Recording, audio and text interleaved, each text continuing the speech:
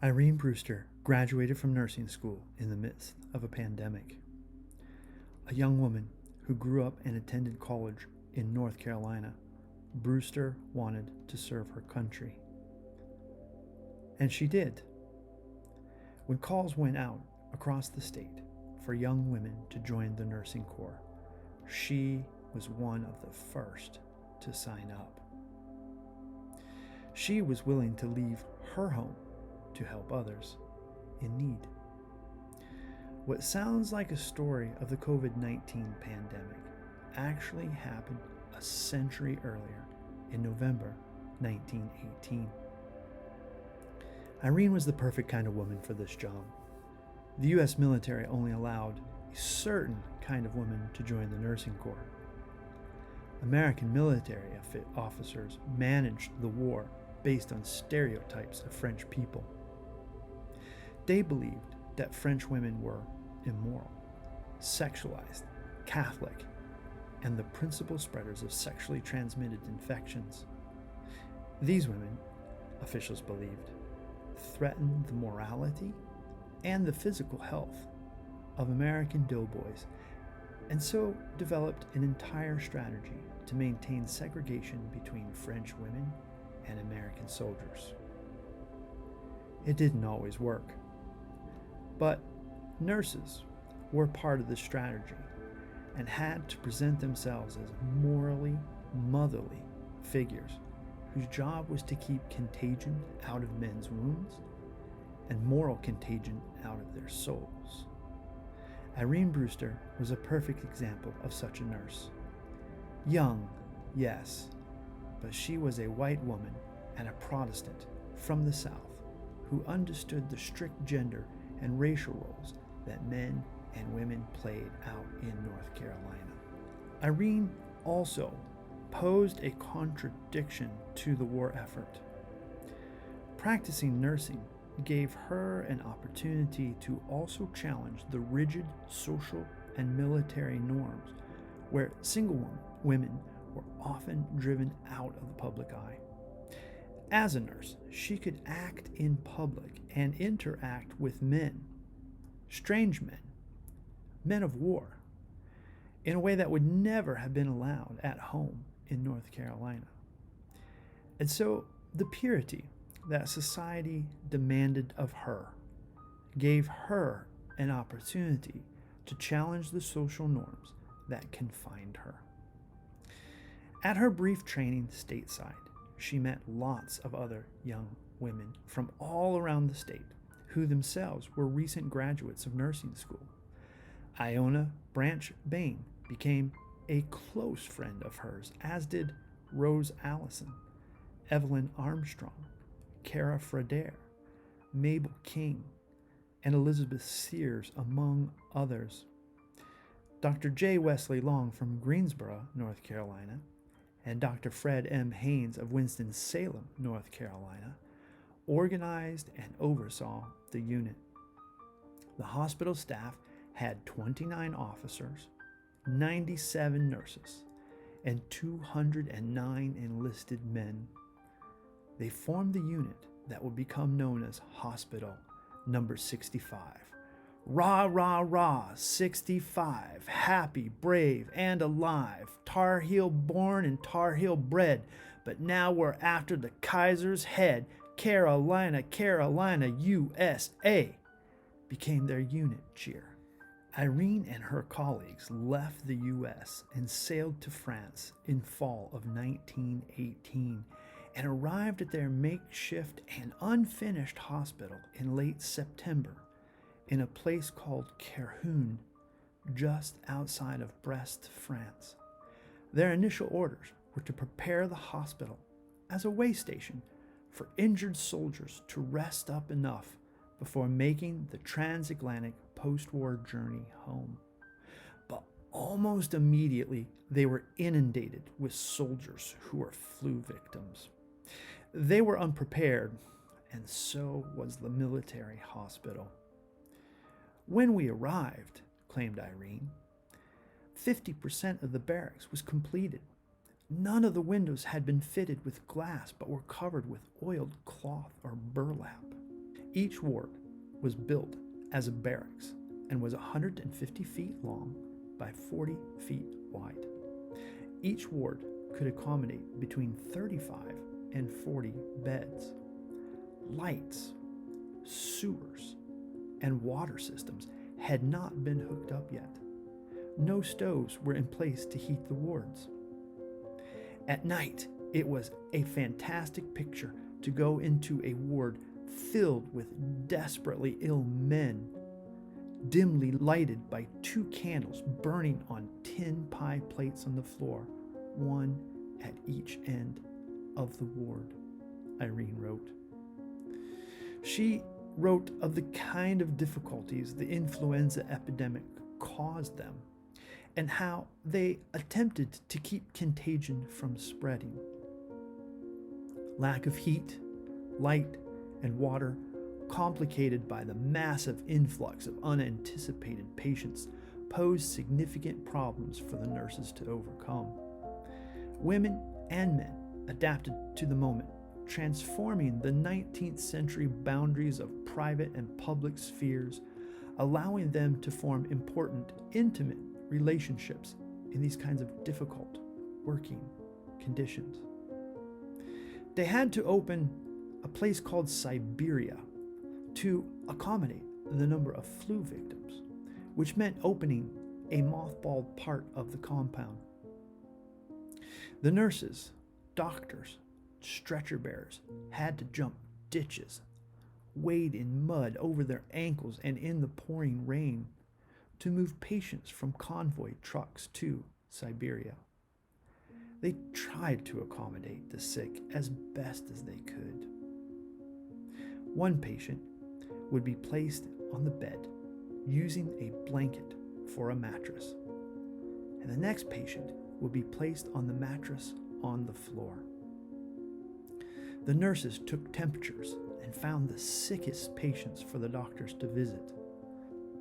Brewster noted that the staff had to accommodate 2,000 patients within 10 days of the hospital staff opening Siberia. They were overrun by foreign contaminants, and they had no vaccines to protect them. Iona Bain recounted some of the difficulties she faced on her first day in these circumstances. She was assigned a ward of 40 beds occupied by flu victims. She had one assistant who was a tailor by trade. Together, they had 3 plates, 3 cups, a few blankets, and no sheets at their disposal. They brought water to drink, but the sick patients did not want to take it because the chemicals used to purify the water made it taste terrible. Patients ranged from the unconscious to the delirious to those trying to escape. I felt ashamed and tried even harder hour after weary hour, and the rains poured outside, said Iona. These were difficult circumstances for Irene Brewster, too, who noted how the constant faithfulness of our unit under these trying conditions was admirable. The cold and the dampness due to the constant rain were a serious source of discomfort, increasing the sickness among the nurses when their services were so greatly needed. Nurses could neither keep the men nor themselves from getting sick. The conditions seemed to bring the community of doctors, nurses, stretcher bearers closer together in their shared work of trying and often failing to regulate the contagion. The work, Irene described, would have been hard if we had had every facility to care for our sick. But good results were obtained with little to work with. The difficulties were overcome by the splendid cooperation among patients, nurses, and doctors. Men and women worked together in their efforts to stabilize conditions that yet remained dire. Iona noted in October, 585 patients succumbed to the flu, 66 dying in a single day. Most of the dead were Americans who contracted the flu on board troop ships traveling from the U.S. to Europe to oversee the post-war reconstruction of Europe.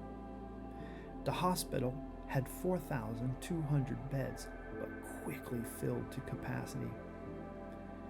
Iona described the welcomed arrival of new supplies that finally helped many men recover as the epidemic rapidly declined in late 1918. We were able to make the boys comfortable, and with efficient treatment, countless thousands recovered and returned to the regiments. Nurses made do with what few supplies were available. They learned to turn wash basins into bathtubs and to eat mess with only a single utensil, usually a knife. They worked while fatigued and in unironed uniforms and developed efficient strategies to share water from the street faucet. But this kind of unrelenting trauma profoundly affected the nurses. Iona noted, in memory, I can still see those boys as they were admitted with horrible suppurating wounds, literally dying as infection sapped every ounce of their vitality. They found it difficult, in particular, to deal with shell-shock victims because they would often harm themselves unless watched closely. They had difficulty preventing the inevitable infection or death. In late November, this wave of the pandemic passed, and Irene and the staff of Hospital Number 65 were finally able to impose their will. The hospital was supposed to be segregated, as the military ordered, but these nurses challenged social norms, taking in all patients, including African American soldiers and even sick German soldiers. Iona claimed that she and her cohorts thought we would be very firm and just show them how we felt about their country. But looking at a sick boy, one could only see just another lonely, sick boy that might easily be our brother. So we gave them every care and a kind word, and soon they were on their way to recovery. Such acceptance would have been impossible back home in North Carolina, but here, women could challenge social norms. Irene and her fellow nurses developed deep relationships forged in the fire of the pandemic. These relationships would last a lifetime. They returned home to North Carolina in the summer of 1919. Nurses and doctors of Hospital Number 65 built intimate and enduring memories of the war that kept bringing them back together for annual reunions. They made lifelong connections and continued to have annual reunions to keep their memories alive long after the war ended. Members of Hospital Number 65 continued to meet every year until 1965. Reunion events usually consisted of meals, memorial services, and business meetings to plan for the next year's reunion. They usually met in hotels in different towns around the state, from Blowing Rock to Winston-Salem. Of course, there were lots of times to talk and to share stories about their growing families and to remember. By 1951, the official reunion program began including a roll call of deceased members. By mid-century, the last of Hospital Number 65, Irene and Iona were two of the last few left. Too few were yet alive to justify a reunion. These women from North Carolina played a crucial part of the war and worked in environments that were nearly as gruesome and traumatizing as the trenches. Neither Irene Brewster nor Iona Bain, nor any of the nurses or doctors, were ever commemorated. The nurses and doctors worked heroically. They performed triage in the rain, carried men through the mud as stretcher bearers, and shared water and resources to help save as many as they could. They turned no one away. They exhibited some of the most humane values, even in the most inhumane of times. Many North Carolina soldiers, wounded or otherwise, returned from the First World War with medals on their chests. Others received parades, monuments, remembrances of all sorts. But Irene and her fellow nurses received none of these accolades. To this day, no monument to the medical staff of Hospital Number 65 from the First World War exists, even in North Carolina. The courageous actions of these women and the male doctors with whom they worked went mostly unremembered for a century. Until now. Until you decided to listen to their story and, in essence, help recover their memory, their story of courage, of kindness, of humanity at a time of extreme and utter chaos.